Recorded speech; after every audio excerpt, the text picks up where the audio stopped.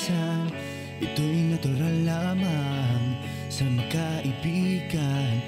Di natin binibilang ilang beses mang magkasakitan.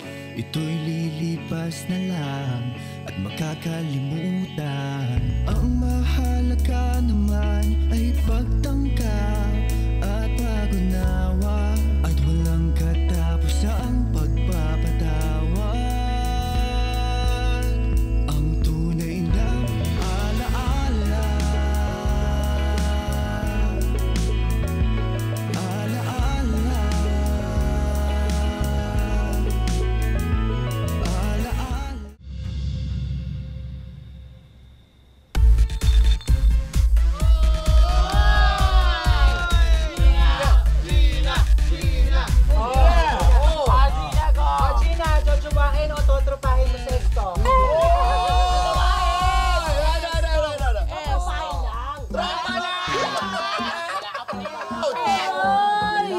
Sakit naman nun, Gina. Di mo lang pinag-isipan. Aray. No offense, Estong. Hindi pa ako ready makipagrelasyon. After ba naman akong lokohin ng ex kong gunggong? Alam mo naman, Gina, hindi ko magagawa sa iyo. Yun! Teka, asan na yung ex mo? Tinutulang ko lang naman. Dali, parang ayoko dito. Dali.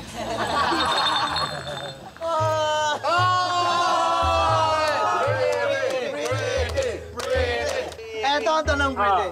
Jojowain o totropahin mo si Oka? Bakit naman kasi ako? Ikaw eh. Alam mo naman kami. Tumuro sa'yo eh. Alam mo naman kami, jojowa kami. Adi sige, jojowain.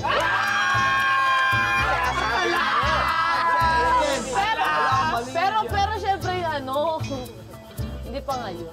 Tamang panahon. Bukas. Kung liligawan ka niya ngayon, sasagutin mo ba siya? Ano ba yan? Ano? Tagal? Paano mo ka? Sige na, hindi pa siguro ako sa ngayon sa tamang panahon. Yun. Bakit? Ay, ang dami follow-up Siguro nga kasi marami pa akong iniisip, marami pa akong problema, dami ko pang dapat ayusin, di ba? At saka sabi nga nila, kapag papasok ka sa isang relasyon, dapat buong-buo ka. Di ba, Bane? Probably.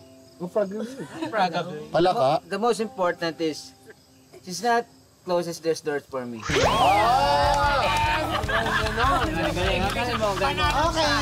Frog again.